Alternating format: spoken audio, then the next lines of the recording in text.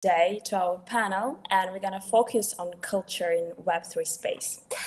So I represent BD in Web3. We are a community for business development people in Web3 and crypto space. Today, we aim to explore the current culture in Web3 and crypto, and whether it is about embracing the differences or actually hiding toxicities. To uncover this really complex topic, I have invited some of the most reputable HRs in the space, and I would like to really introduce everyone and give a chance for everyone to shine and tell us a few words about themselves. So maybe, Paul, you'd like to start? Yeah, no problem. Thank you. And thank you for having me. So my name is Paul Ellis. I was a London-based recruitment consultant for external consultancies for several years. In that role, we partner with all different types of businesses to recruit like whatever business needs they have. I then fell down the rabbit hole like 2019 and started recruiting for Web3 startups in that time, and had the opportunity the start of last year in 2022 to join Nansen as their first recruiter. And it was a fantastic role for me. And following a year and just under a year and a half, I then had the opportunity to join Scroll, which is where I'm at now, helping to lead recruitment for the business. And yeah, it's been very exciting and fast-paced. Great. Jake? Cool. Hello. My name is Jake Kerr. Started recruiting in exec search a while back, and then have been recruiting in basically call it like tech since then. Primarily as a consultant where I embed with different teams. So Jump Trading, 0x Labs, and then last year was on the talent team at Paradigm, the VC for a while, and now back to doing my own consulting. So embedded with a couple teams right now in the crypto space, Gold Sky, Flashbots, and also talking to other folks about other ways to engage. Because yeah, it's been fun to get to meet lots of folks in the industry and help build their teams. Thank you. Carolina, maybe you can be next. Yeah, hi everyone. My name is Carolina. I'm an HR consultant. I have 10 years of experience in HR program managing. I did 8 years at Facebook, and on my last 2 years, I actually helped the CRX team, like developing programs for people and culture. Thanks. Tom? Hey, yeah, my name's Tom Neal. I come from a recruitment background and started working within blockchain around 2.5, 3 years ago now. I work for a company called Kudo. They're an L1 within the blockchain space. And after that, I moved to Nansen, where I currently head up talent, and I'm also a HR BP for product and engineering. So a bit of a mix of talent and HR. Thank you. Oля, please. Well, and I'm Olga. I am co-hosting this discussion, and I'm also a part of BD Web3 community. And thanks for joining. I can maybe introduce a bit more what we will be talking about. So basically, our industry is decentralized by the definition, right? And I don't even think that you can find a Web3 company now which is boxed up with people from one city, one country, one ethnicity. And we do an international business and work in an international environment. So today we want to dive into internationally diverse teams, how they cope with the differences, as Ksenia said, and how they solve the challenges which are caused maybe by national identities, maybe by multilingual teams, maybe even by operating in multiple time zones. And as our community consists of business developers primarily, we are also very interested in how you identify a good business developer, what skills they should have. And we also hope to get some tips from you on how to successfully pass an interview. So let's get into it. Excited.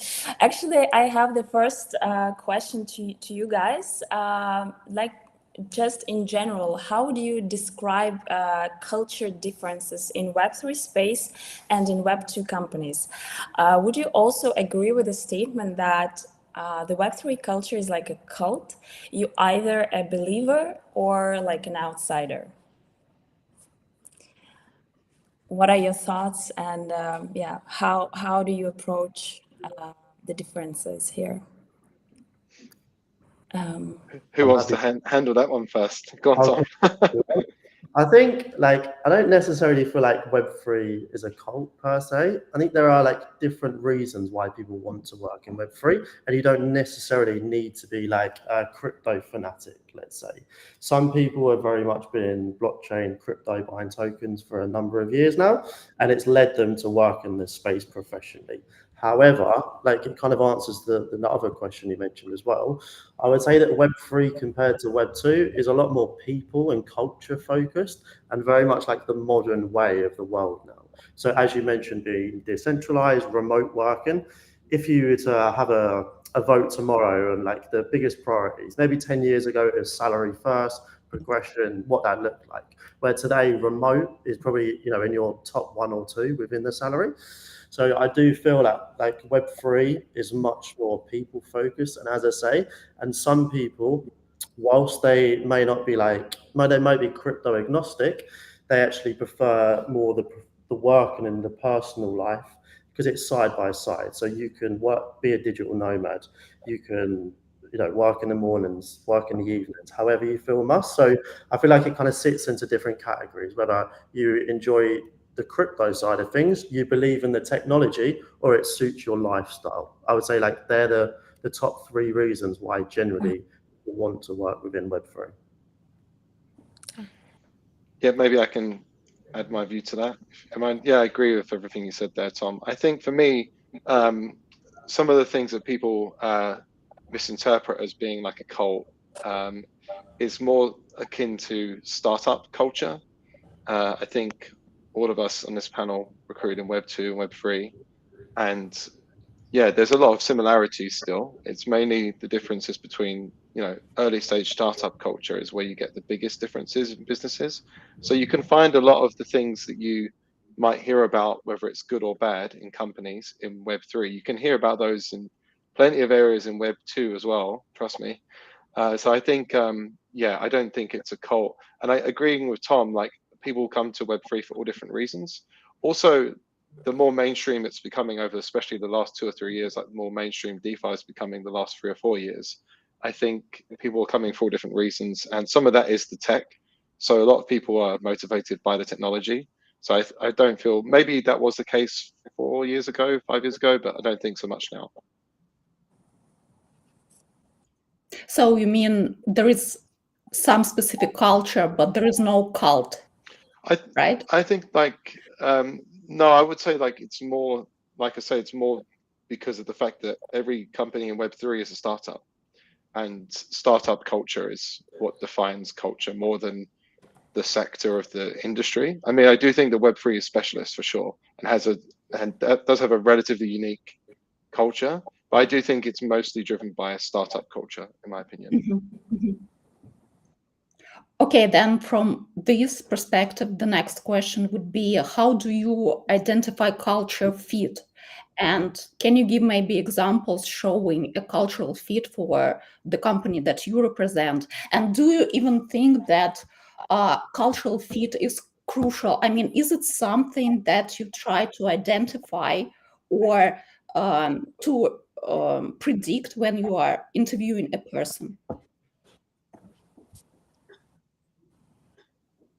Anyone? Yeah, I can start with this one. In general, I like to really part ways with the term culture fit, just because I think sometimes, it allows for people to add their biases. But yeah, I feel like there's something really particular when a candidate that is joining Web3, that even when I think of, why join, is like, you really need to be like looking to, instead of feeling like a specialist, because I remember like when I work in Web2, I felt like a specialist in one area. You need to be more of a generalist. We're talking about, as Paul was saying, startups, scale ups. So you need to have, work in different fields at the same time and feel comfortable. And with that also comes feel comfortable with uncertainty and change.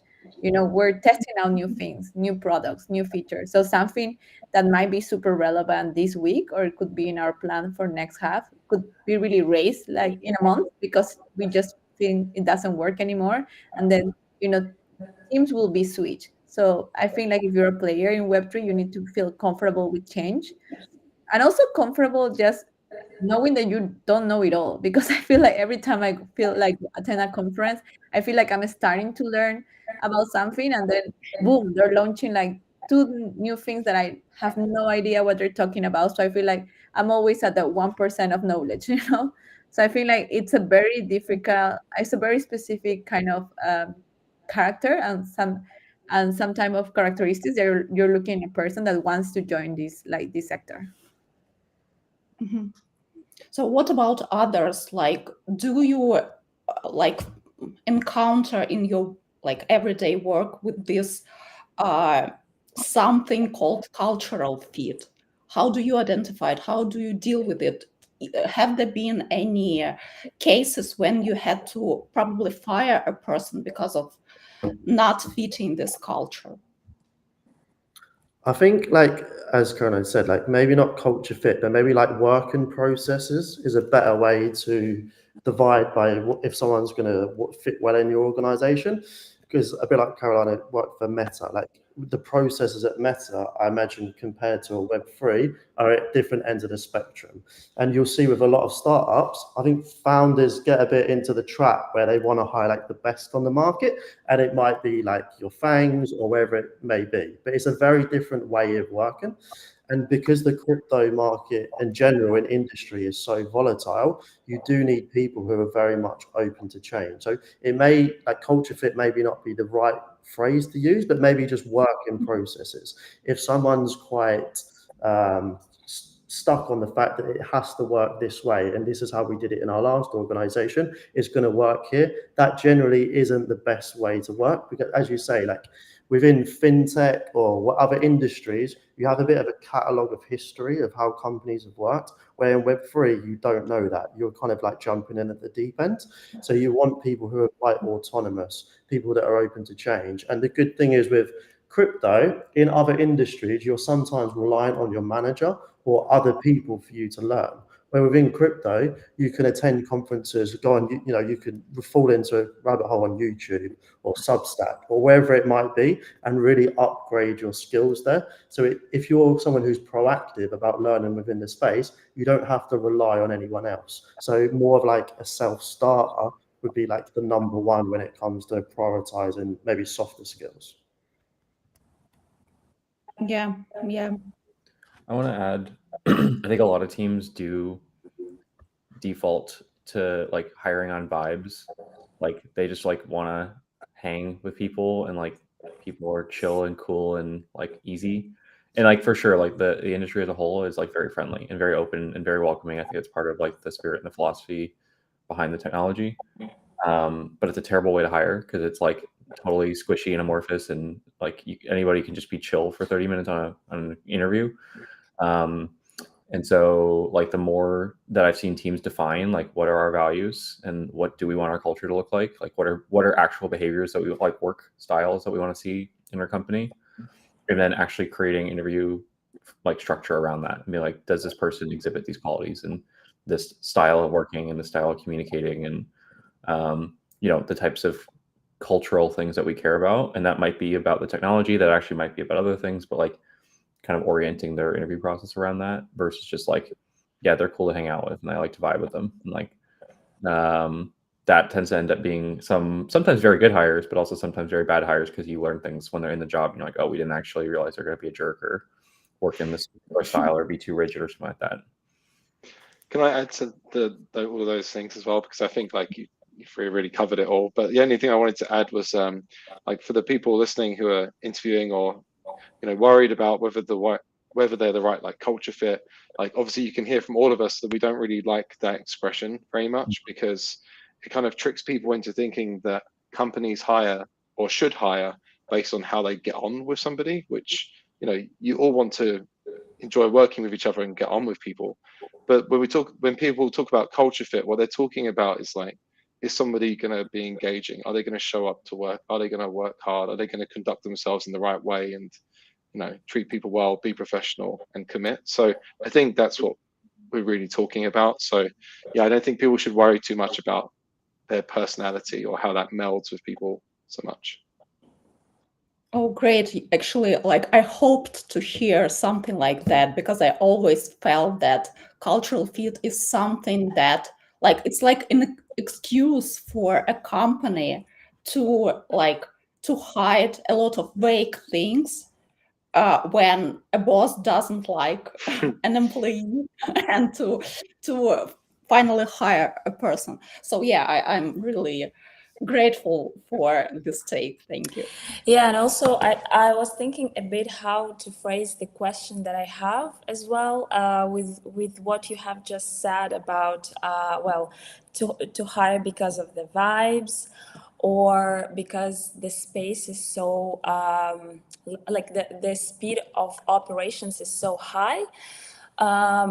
Sometimes I hear the take like this, that the corporate culture in Web3 is toxic, and I want to know like what you think of that, and like what is your opinion on that. And by toxic, it's really also important, I think, to define what I mean with that. And what I mean is that because the industry is evolving, we don't have a standard as such. Sometimes companies do not have KPIs as such. And then when you hire someone, it's really hard to measure the success. And then where it's becoming like, to me it sounds like a path to micro management, to issues with how you measure if the person is successful or not. And so it kind of goes into the direction where it's all vague and opaque. So what is your take on that? What do you think yeah, of the idea that sometimes Web3 culture, and probably Web2 culture as well, is toxic? Yeah, I'm happy to start on that. I think with a lot of Web3 companies, they generally tend to start with people who are quite visionary with their founders. And then as they evolve, you generally highlight crypto natives, let's say, to begin with, people who understand the space and kind of can make an impact straight away. And then as you get bigger as a company, that's when you generally need to start seeing more processes and people who have come from bigger environments so they can implement that. So I think as a business, if for leaders, they need to understand that they need to get the balance right between that, like as we were mentioning earlier, the vibes, but generally people who understand the industry versus understanding processes. Because if you do bring people on board who are used to those processes and used to those KPIs, and all of a sudden it's like, you know, at the end of the month or the end of the week, how can I calculate my impact from that? So I would say you need to be very careful where you go and when you're interviewing to understand what the processes are like at the moment, what the reporting lines are like, is there any structure behind that? Because that's kind of the problem with the flat type of structures. It gets hard to accumulate your targets or when it comes to reviews. So when you are interviewing, I would just be conscious of the questions you're asking when it comes to the process and the structure behind it. I fully agree with that. I kind of think, back to Paul's earlier answer, that like a lot of this is like more of a startup thing than a Web3 thing. It feels like startups are messy and often very flat. Often you work a ton because you're trying to build something out of nothing.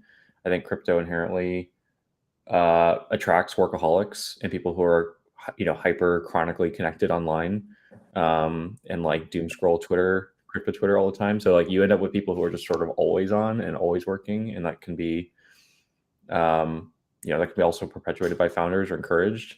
Like actually, I've seen a lot of other teams in the crypto space actually acknowledge that this is a real thing and like actively take steps to like build in room and space for people to unplug and disconnect. But I think like directionally, like if you're going to start up, you're working at a startup, a lot of it is determined by the founder and their values and their personality and the culture that they ultimately create. And that's just startups, period, whether it's crypto or not. I think crypto ends up with this hyper connectivity, and then you end up with like a kind of weird extra dimension that like everyone has these like investments in the space, and you go on an emotional roller coaster based on how the markets are going and how your project is doing within that, and that can attract different types of people to work at your companies. And so you have to also think about what do you want to optimize around? Do you want to optimize around different types of behavior incentives based on how you're building your project? Yeah, and if I can add to that, like from a candidate perspective as well, I would say what Jake said spot on. Like this is kind of how it is in startups, because culture does start from the top. Like we've all experienced that, I'm sure, in our careers, the culture starts from the top. And sometimes, always the best way to be is to be very self-aware and understand. Maybe if you feel like things aren't working out like you hoped, try and assess why they're not working out, and what's required of you to be the right person, as sort of Tom was alluding to earlier. When that business is going through the next phase of iteration, maybe it needs more process, maybe it needs more structure, because if you have 100 people, you can't have no process. So how can you carry on with the company through that next stage and speak to the people that you're reporting to about that to get to that stage? So that's kind of advice I would give. I want to add, in general, no, go on. The culture, I think, not the toxicity, but I do feel the space is mostly male dominated. I mean, when you go to conference, 90%, and all the spaces are males. So I feel like in order to, make this culture better, we need to balance things out. So I feel like that's why I always, make sure that I show in the spaces of female events, and then we should recruit more females so we can balance out the cultures, and we make sure that it's more of established culture whenever we're growing. Because I think Web2 still more male dominated, but still they're getting better. Their statistics are better than us. I would say for us it's still 80% male, 80, sometimes 90. If you go out to any social event, any ETH conference. So yeah, I think there's a lot of things that we can do in that space. Yeah, I totally agree. Yeah, I'm totally right. Yeah, hire more females, please. But I wonder how it actually works in practice, because I've heard the thesis that we want to encourage females join the space, and it's I hope that the process of interviewing is fair to everyone, and sometimes it's hard to encourage the companies to hire more females because we actually need to assess them based on their qualities. And so does it actually work just by saying that we should hire more females? What actually, because it's also a question to everyone, and I still don't really know what is a good practice here, how we can actually engage more females. It's a hard one, I think, to tackle as a company. Yeah, can I have a quick go at that? It's difficult. I think the more you talk about it and the more you try it, the more it will happen. So it's just really important to keep, having inclusivity and discussing it, and to keep trying and keep sourcing and keep searching for diverse shortlists. And then once you have a diverse shortlist of candidates, then you have to run that process with no bias. So at that stage, you have to run a process with no bias towards anyone for any reason. But it's about, building diverse pipelines of talent. And then whoever goes through that process and is successful. So then it becomes a talent pool issue, if that's being done correctly. But yeah, it's hard because you don't always know whether the process or the actual shortlisting is being done correctly. So I guess there's 3 key factors there that you have to get right to increase diversity. Mm-hmm. Well, I also have a question about the practical side of the matter of toxicity. Do you think that those companies who are sort of labeled as toxic by the employees, they are destined to fail, or people are destined to suffer in them, or there is a way for employees to adapt to the atmosphere? Or would you call, you already said that, for example, unset processes might be sort of a red flag because they might be a source of toxicity, right? So the potential employee can maybe elaborate on those questions more when he or she is being interviewed, right? So what would be the other triggers or red flags for potential employees to identify toxic companies, and how to deal with this toxicity when you are already in? hard one. There obviously are tools like no, they're not 100%. You kind of take them on their words, but you have like Glassdoor and other reviews that you can read from that perspective. And I think you need to like set out from the start of your search if you're not working within Web3 at the moment, and a little bit like startup culture, as it's been saying, like what type of company or what size of company will you probably achieve your best work at? Because if you're someone who wants to just kind of get their head down, work on their own projects, then that might be brilliant for you joining a 5-person startup. If you're someone who doesn't enjoy that and they join, you get one person who's saying, oh, this is the best company I've ever worked for. And then you've got the other person, it's the worst company I've ever joined. So it can be a very personal to you. And I think you need to set that in your mind of like, what does good look like to me when you get there before you start off? And then if you do get there and it isn't for you, you need to kind of have a decision to make. Like, do I change the way that I want to work? Can I help the leaders with the way they work? And just get an understanding of like what good looks like for this company. Because as you say, like Paul said about the iterations, people outgrow companies, company outgrow depending on your personal beliefs of what you want to have at work. So I would just have a bit of a clear plan before you start of like the size of the organization that you want to work in and the manners that comes with that eventually. Yeah, good suggestion. Yeah, I want to kind of try to jump in a couple of these themes. I don't know about you guys, but like certainly when I was on the talent team at Paradigm, I think like it was actually a very common question from portfolio companies was like, hey, we're 12 dudes, we're clearly not diverse, how do we fix this? And so I think like the fact that crypto companies are emerging in this moment in time, like they're more aware that like it's a priority and that they should care about it, and they just don't know how. And the reality is it's hard for a bunch of the reasons that we've discussed, but like people actually do care. They're coming in with good intent, and so that's probably the biggest hurdle in the beginning. There are organizations out there that are working on this across gender, but also like other forms of diversity, and so you can like work to partner with them. And then the other reality is like a lot of teams, it's like, look, like you're not trading off on like quality. Like there's lots of great women in the industry. There's lots of great women that want to enter the industry. It is objectively just going to take a little bit more time if you're going to want to build a really good pipeline that's diverse. So it's like not a trade-off on quality. It's only a trade-off on like how quickly do you want to hire this person. And if you want to hire fast, like you can hire lots of great technologists who are men, because there's a huge abundance of them.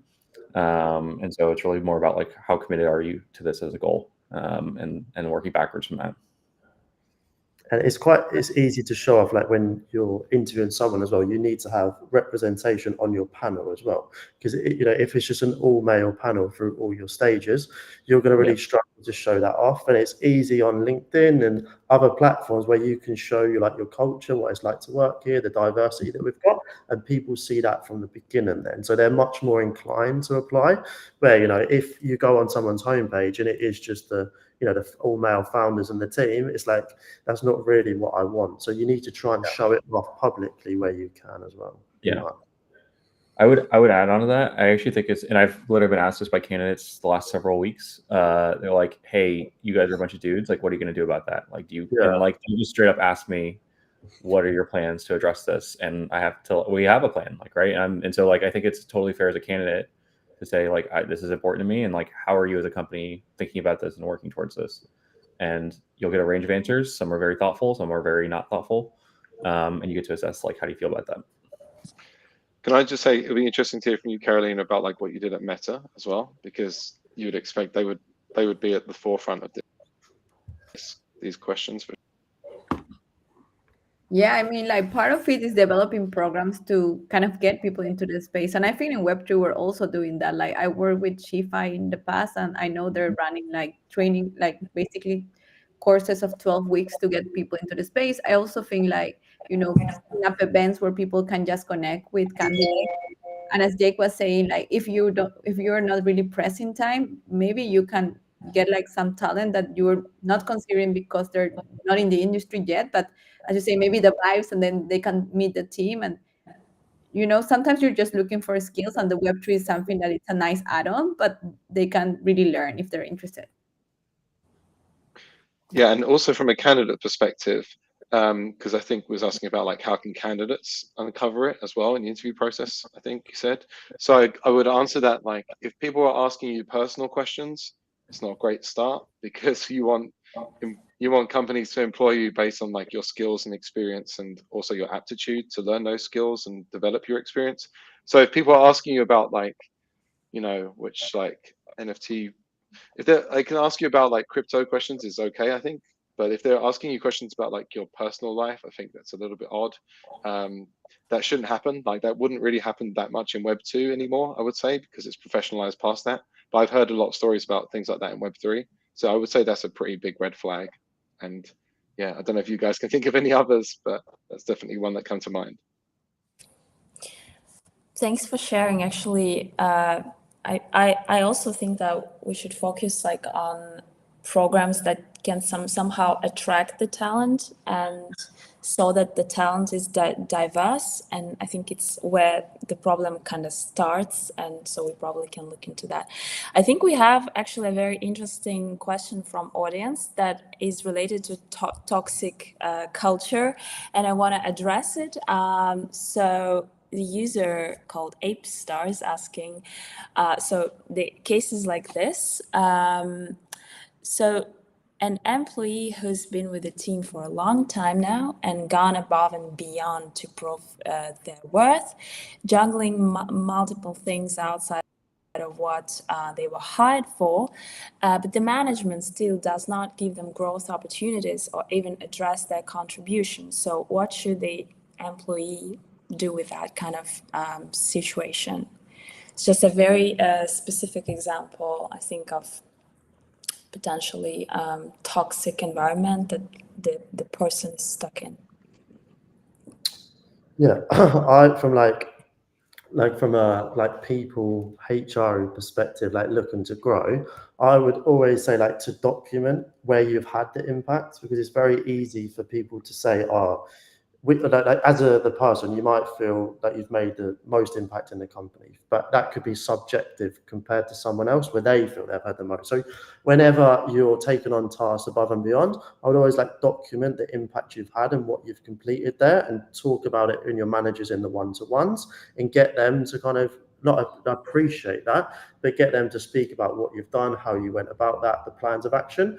Because after a few months, you've then got all these documents where you can prove and say, look, this is what I did in this month, this week, that week, and you can present your case. It's like your self-promotion case, let's say, where generally it would come for your manager. And then that's where you would be listened to from a management perspective, but that depends on the company you work for. But I would always say like documentation is your friend. If you're an employee of the company, it's going well and you want to be promoted, and also when you're a manager and you're trying to manage someone out, that is also where documentation is your friend as well. So yeah, I would personally say like try and get it in Notion or whatever you use and keep a track of it, because then you can make a case where you feel like you've gone above and beyond, and approve that from other people. Because if you're working with a small company, you're generally going to be compared to other engineers or other designers, whatever department you're in. So if you have the documentation behind you, you're going to have a much stronger case from your perspective. I agree with all of that, and I'd add to that as well. Be patient as well, because sometimes, especially in startups and Web3 startups, the person you're reporting to, and that might be a co-founder, is maybe learning on the job how to do their job as well. So sometimes it might take them a little bit longer to realize what they've got, and so sometimes you might have to be patient and try and have that conversation a few times over a certain amount of time, rather than expect it to, bear its fruits the first time you ask or have that conversation. So yeah, it can be difficult, but I would say try and be patient, keep doing what you're doing, and as Tom said, keep documenting and building up the evidence. My last chime in on this, I feel like if you're doing a lot of things and you're going way above and beyond, that's actually a great growth experience. That's like part of the thing that you join startups for, is to like wear a lot of hats and do a lot of stuff. But then if those are not the types of work or opportunities that you're actually looking for, you're looking for other types of work to do and to grow into. A little bit is also like what's available, like what does the company need, and like what are you able to provide, and is there a match? And so like it might be the case that there just aren't, like if you want to go in a slightly different direction, like ultimately startups are optimized around like what does the company need right now, and do we have people on the team that can do that? And so it's really about a conversation with your manager, your founder, whoever it is, about like aligning those things. And they may not know the things that you exactly want to work on. They may not have them available at this moment. So maybe it takes a while to get there. And then I think from there, you sort of have a choice. Like you get to choose to be patient and stick it out and give them some time, or you can choose to go find a new job. Like I think everyone has a choice, and there's other growth opportunities that you could also go look at. And as you say, if you do choose to go elsewhere, if you've documented your achievements, you've pretty much written your CV for where you want to go next as well. So you've already done the work. So that's right. Good tip. Good tips. Yeah, thanks a lot. Very practical case, I think, to talk about. I wanted also to ask you something not related to maybe culture, but rather the hiring process. I'm curious, how do you approach hiring people remotely, and what have you learned from that experience? Because I'm pretty sure, well, you've been in the industry for a long time, and I guess before you used to hire in person, and how does that change for you? Can I go first on this? I've been recruiting internationally for like a long time before Web3 as well. So we'd have international clients. So in consultancies, the recruitment consultancies, especially like ones where, because there's thousands in London and England, right? So specifically in those ones, a lot of us used to focus on international markets, even though we was based in London. So for example, I recruited in America for 3 years on the East Coast. Honestly, the difference really, there's not much of a difference from a sourcing perspective, from my experience.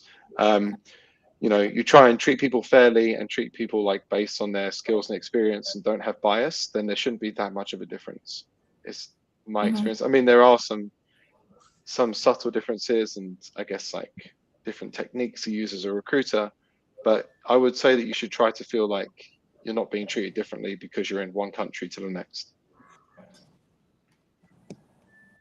And I think like I mentioned earlier about like not saying culture fit, but like working processes. It's just when people first went remote, especially if they were used to the office, it didn't suit some people because they were used to having that interaction.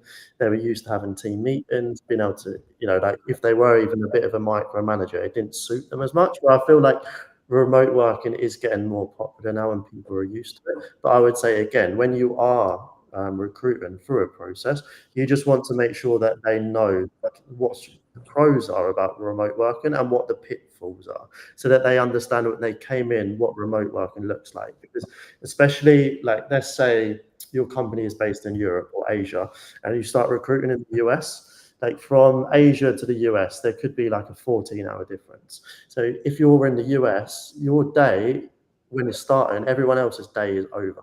So you might be working for 100 people in the company, but there might be 2 of you on the US time zone. So it's not actually a 100-person company, really. It's a 2-person company for most of your week. So you need to used to being autonomous, maybe not having as much help if you are, especially if you're someone who's growing into a role. So I think when you're interviewing, you just need to take that on board in terms of the time zones that you're working with, because it does have a big implication. You work 40 hours a week, whatever the contract says, and you want to have that interaction and not feel that you're just on your own, especially if you're working remote and maybe you live alone. That's when it comes into like mental health, and we need to protect people that are working at the organization. So yeah, I would just have an overview of when you are interviewing, that you understand that what you're walking into, and as a company you need to be aware of that as well, because it could be down to you when it comes to proving their health and what that looks like internally. I wanted to add to what Tom was saying is, there's 2 things that I really look for as a candidate as well, like trust. I mean, companies in remote and in Web3 really need to trust their people, because we all work remotely, work at different times. So unless they feel that you can trust them, you don't want to micromanage people. Like, you hire talented people for a reason, so they don't want to feel like every 2 hours you're checking what they're doing. And the other one is communication. Like, we had great engineers that are great at doing things, but unless they communicated that they finish a task or they update their status, people are just gonna be, asking questions that they wouldn't need to ask if you have communicated correctly. So I think like communication is I think top 3 qualities that you need to look for someone that is one that really works remotely. All right. Then the next question would be, what would be the red flags for you when you interview a person? Very practical. You can even rank them. I think it's hard. It's a hard question because like every company and every candidate is different, and so it's like hard to create blanket statements. I feel like generally my red flags are like huge ego, and arrogance, and like somebody who's like a jerk. I don't know, like there's certain, in crypto you do need like a little bit more open-mindedness and flexibility. And so if someone is just like unpleasant to work with or talk with, like it's just immediately I just don't feel like working with them. It's a really hard question to answer because there's so much in there. Yeah, I think probably a good practical one to tell people is lack of preparation. It's just the biggest. It's the biggest for me. Recruiting for Scroll, especially, we have a lot of fantastic talent coming towards us. The bar is very high. It's not easy to secure a role with us. So if you haven't done a lot of preparation, you've almost got zero chance. So, that preparation means, not just looking on our website. YouTube's an amazing resource, especially in crypto, and Twitter as well. So if you haven't done the research, we're wasting each other's time, to be honest with you. Like, you have to do the research. Carolina, I'm curious as well from your experience. I think similar to what I said before. So communication, I think there are some great candidates, especially technical candidates, that are great at working solo, but it's hard for them to work in a team. So when you find someone that they can talk about their accomplishment, but they really cannot say how they, work with others and cooperated with others, I think that's a red flag, because you really want to have a team player in your team, especially in startups where everyone has to work with everyone, whether they like them or not. I mean, it's not like, I only get to work with this person or this person. So yeah, having a team player is for me. Like if they don't seem a team player, I wouldn't hire them for sure. Yeah, I agree. And I agree with Paul. Like you just need to have a plan. Like at Nansen, like transparency is one of our key values. And if it's like hard to get information out of you, you're very guarded. Like that's not a cult. Like I say, not the culture fit you don't want to say, but it's the work and process around it.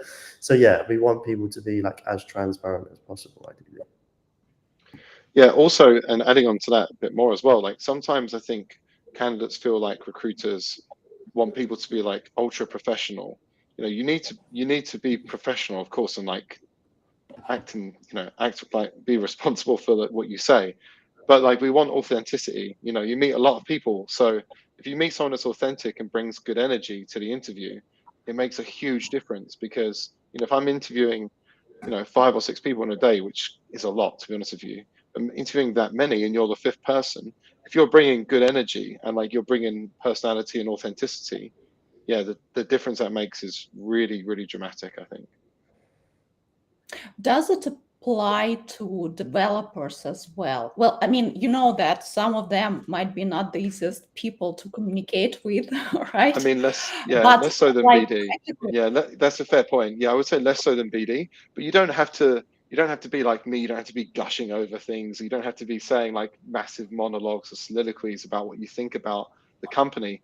But even if you say, I've researched the company a lot, this is my number one option. I've done a lot of research to prepare for this interview.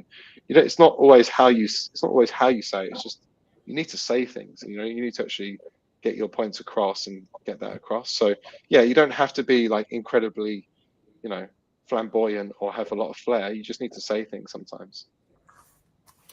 Especially across engineering, as you mentioned, engineering, like generally, like depends what company you go for, a bit like startup culture again, because some people will go into an environment where they can just, sit at their laptop, code, haven't got to worry about anyone else. But the more senior you are, the better the communicator you need to be, especially across engineering and others, because you'll be writing technical documentation, people will be learning from you, and you need to be that leader within the team. So if you are someone who doesn't really want to communicate, you are going to struggle within Web3, especially remote, as you say. Even when it becomes to like reviewing PRs, having enough comments, giving enough depth. So yeah, I would say like the more senior you are, the more you need to highlight that communication piece. Okay. One last, this is a very small ad, but I feel like Paul, you covered like the research and prep really well. I feel like just have like this actually having a reason for like why crypto, why the industry as a whole is like, I ask every candidate, like, why are you interested in crypto? What are you interested in the space? And like, you can very quickly figure out who is like just applying because it's a job and who is actually interested in this industry. And like, even a little bit of research and a little bit of enthusiasm goes a long way. But I don't think that crypto is a good industry for people to work in if it is just another job. Like if it is just you like cashing a paycheck, I think there are much easier startups to go work at because crypto has just like it is an intense environment. And so I like in addition to preparation on the company itself, just like having good reasons and interest and genuine enthusiasm for working in the Web3 space is also like, I don't know, just something I look for in all of my interviews with candidates.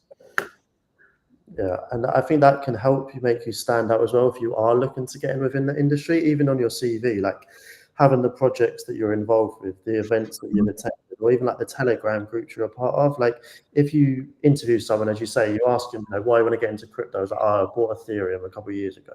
Like generally, that isn't going to be enough if you really want to work within the space.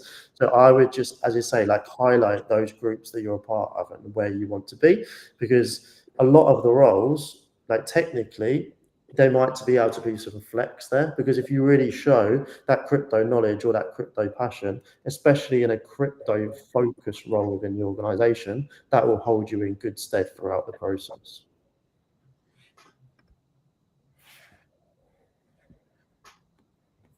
All right. Ksenia, will you go with the next question? Yeah, I was thinking about also the interviewing process, because I think it's where the majority of questions that are related to HRs and hiring happen. So do you have any tips on how to nail the interview? I've heard a lot like what you just said about preparation, and I think it's the key, and bringing overall a good vibe, especially if you are a BD. So you're gonna be the one who actually talks with other people, not just internally with the team. Anything else you want to like specifically highlight, maybe related to Web3 sphere, or just like add to what we were talking about? May I also add to your question, like, do non-verbal things work too? Or this is a myth, like, should I wear something specific, or should I wear, like, I don't know, makeup or something like this? I mean, can I just go first? Personally, I wouldn't really think too much, to be honest with you. I mean, if someone just presented themselves normally, then that's fine, you know. But in terms of like, so yeah, I don't think there's really any aesthetic thing that makes a difference.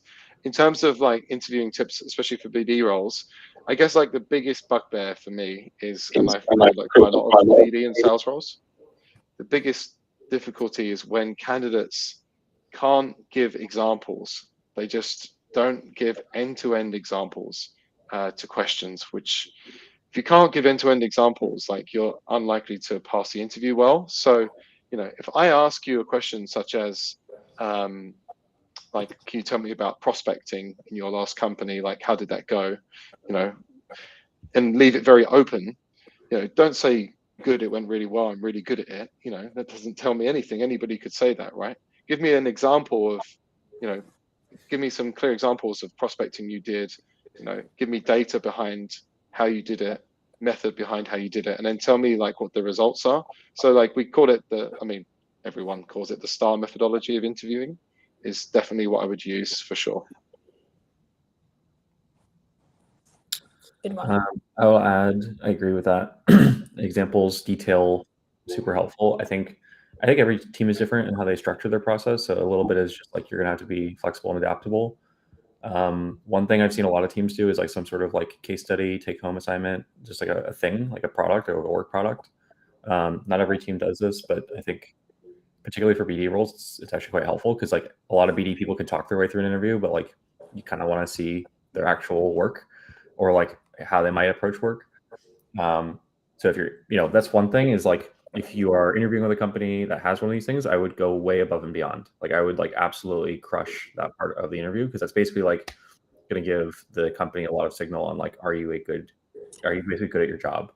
And there's like a very generic way of doing this of like there's like a standard playbook and you just pull the playbook out and you reapply it. And then I think there's like a much more tailored custom version to like that specific company with real thoughtful examples with real depth. And so I think you have to like basically stand out, showcase all of your skills and knowledge and capabilities. And if a company is not using a case study or take home, I actually might consider just doing it anyway. If I was like trying to get a job, I would basically like, look, a 30-minute conversation might be helpful, might not, but like, frankly, if I'm trying to stand out, I'm going to do anything I can to put my best foot forward. And that's probably one of the ways to do it. Can I just quickly add on to that before the next person goes? Because I think that's a really great point. I remember one person specifically, who obviously I can't say who and where it was I hired them, and they were probably in terms of the amount of experience they had and like the skills that they developed, probably the least amount of skills and experience out of like 5 candidates that we had. Their take-home assignment, they put so much time and effort into it. It made them the #1 candidate and they secured the role. So I definitely agree. Like if you get that opportunity, okay, it's going to take a lot of your time and you still might not be successful, but it will massively increase your chances. So yeah, I completely agree with that. I wanted to add, you also be curious, like ask the questions that you want the team to answer you, because I feel like that also shows you the interest. You're just not applying for a role just because it's a job. But if you're really interested about the culture of the company, like the goals of the team for next year and all these questions, ask them, because you're always in the spot being interviewed, but also you have the chance to actually get the interviewers to think and actually show that, remember that you were curious as well about the company or different things that they didn't discuss before.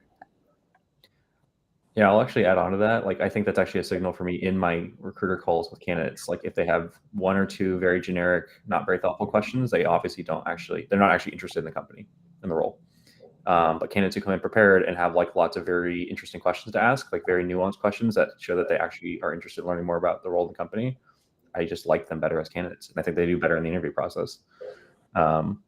So yeah, you're interviewing the team to get more info, but you're also like, that's part of its own part of the interview process in its own right. Yeah. So go on. Oh yeah, I was going to say just for like a BD focus, it's a sales role at the end of the day. So like make sure you have your targets from the start and what you've hit maybe in the last couple of years, because that is going to be the big crux of your role and what that looks like. And in the crypto market, a lot of they might necessarily have product fit. So you need to kind of show examples where you've gone above and beyond to put your product out there, as opposed to using a brand name. So even if you've worked for a bigger organization, you need to show examples of where you've had to go maybe a little bit outside the box, because if you're BDing with a crypto company who doesn't really have their name in the industry at the moment, they're not going to know you in that first call, as opposed to maybe like a bigger crypto organization that has that product fit. So yeah, examples where you've had to go a bit above and beyond or a bit outside of the box is kind of what generally like a scrappy startup within Web3 is going to be looking for. Well, as you touched upon this matter, like business developer skills and hiring, I wonder, like, what would you call the necessary soft and hard skills for business developers in particular? Well, we already discussed that the ability to adapt, to be able to present yourself and present your results, to be very like flexible, so to say, right? Because the industry is moving very fast.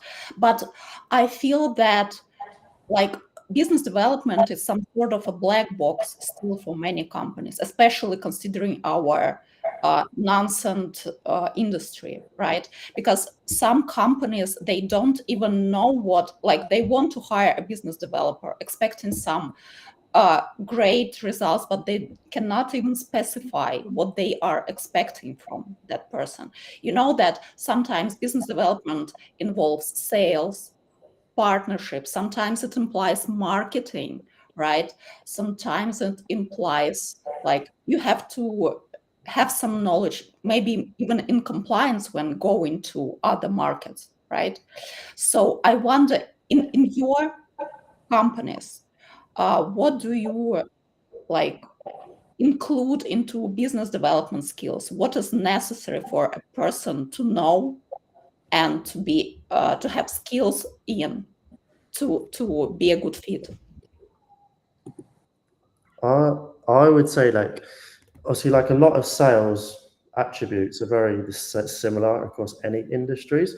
The thing is with Web3, because it is like one of the most volatile industries probably out there at the moment, especially if you're working within BD, because, you know, one day a project might have loads of money to commit and the next day they're kind of being wiped out. So I would say, like, you need to try and be as resilient as possible, a bit cliche, but try not to let your kind of emotions get to you when it doesn't go well. Because within crypto, there are going to be a lot of bad days. Realistically, that's something that you need to set out for. And as you mentioned earlier, like, it is still an emergent industry, so some companies aren't going to be set up in terms of what they exactly want. It is a bit of a blank canvas within some teams. So my advice would be to ask what the org structure looks like at the moment. Because if you're saying, let's say, you're interviewing for a BD role and you ask about their org structure and they don't have anyone in marketing and they're telling you that you don't need to do marketing, let's say, I would ask, like, how is marketing going to happen then if I'm not going to ask for it? So I would try and get them to be transparent around their org structure, so you have a bit of an identity about the company and what you're going to be walking into. Because I feel like with most people, as long as they understand what they're walking into, they can be prepared for it and have their own plans. It's more when you get there in your first week, you're like, oh, I wasn't told about this, or I didn't know. Mm-hmm. So if you get that information up front, that would be like my advice to people with walking in. Because as you say, with other teams, it's a bit more structured, a bit more defined, where within sales, it can be a bit of a black box at times. We have about like 3 minutes until we finish, and I wanted to maybe cover the aspect of leaving the company. And we also got a question that kind of is related to that part from the audience. So again, the case, the market is small, and when I'm talking to some people, they are afraid to interview with other companies because their current boss knows the bosses in the company. So what would you advise how to navigate these kind of situations where everyone knows everyone?